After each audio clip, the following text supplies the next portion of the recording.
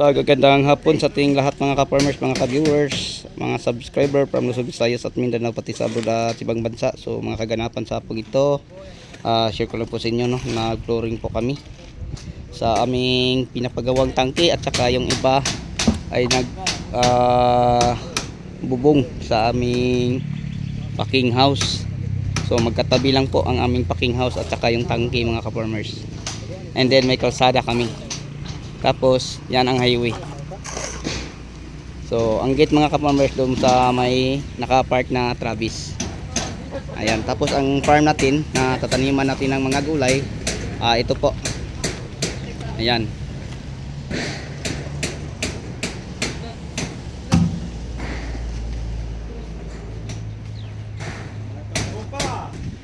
So yan po.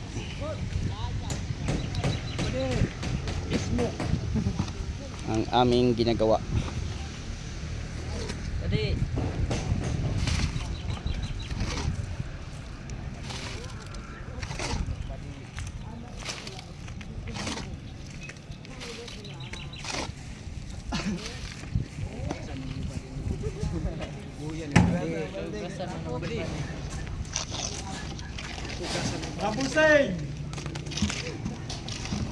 So yan ang aming solar. Yan ang aming CR. Yan. And then ang tangke sa CR na puno ng tubig. Yan po, no, ang aming ginagawa.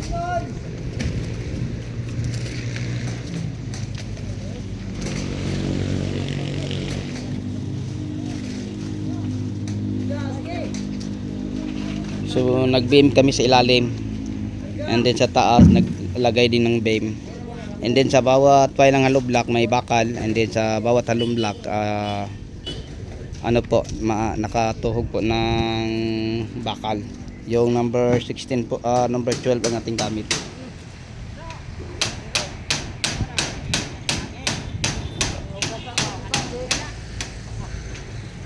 So yun po, ang i-share ko po sa inyo sa update sa ating tangke at saka sa ating packing house. So ang ating packing house, kawayan lang po lahat ang ating gamit mga ka-farmers. And then yung yero, pinakuhan. And then pagkatapos sa mapakuhan, lagyan pa natin ng kawayan. And then tie wire para hindi liparin. So yun po ang aming mga ginagawa.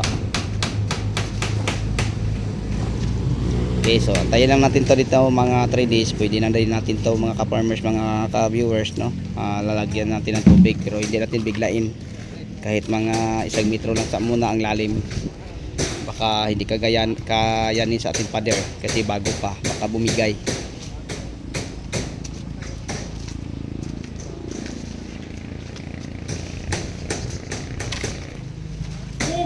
So yun po.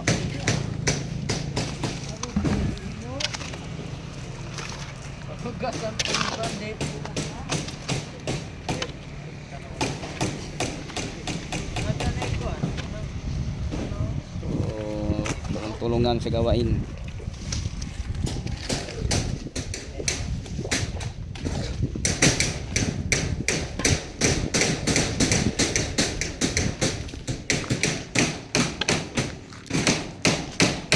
Iyan, bababa ako. So, yun po ang aming packing house. Ayan. Dinibanda ang aming higaanan. Yan. So gawa lang po ito, no, sa kawayan. Yan, linagyan natin ng toko baka bumaba. So ito po ang ating update.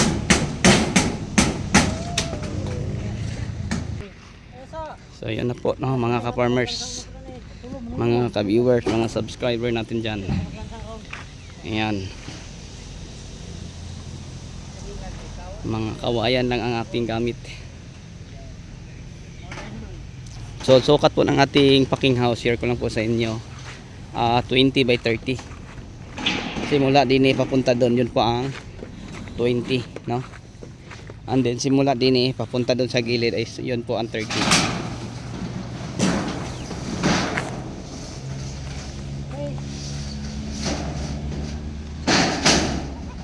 So yun po, no, mga ka-farmers, may packing house na kami na gawa sa kawayan.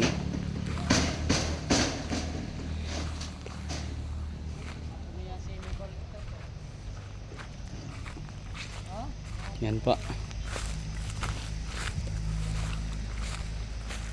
So ang pangalawang araw namin, no, sa paggawa ng packing house, gamit lang ang mga kawayan.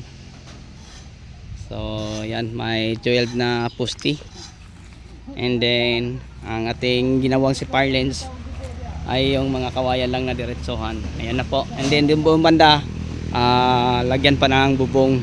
Kasi doon tayo maglagay ng higaan sa gilid po ng tangke.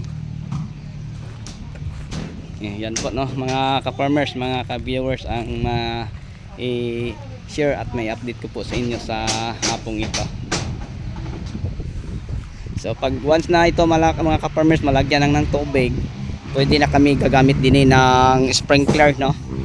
Dalawang sprinkler, and then gagamitan natin ng makina para may pressure, para malayo ang maabot ng tubig at malaki ang mabasa. Kasi yung mga sprinkler natin mga ka-farmers, isang ikot kaya din siguro, no, mga 3/4 hanggang 1 hectare, kasi ang nakaano ang babagsakan ng at saka ang maiikutan niya ay kaya isang 1 hectares, no. So yun po ang mabasa. So paglagay tayo ng dalawa, papaikutin natin din So nasa mga 2 hektarya siguro ang mabasa.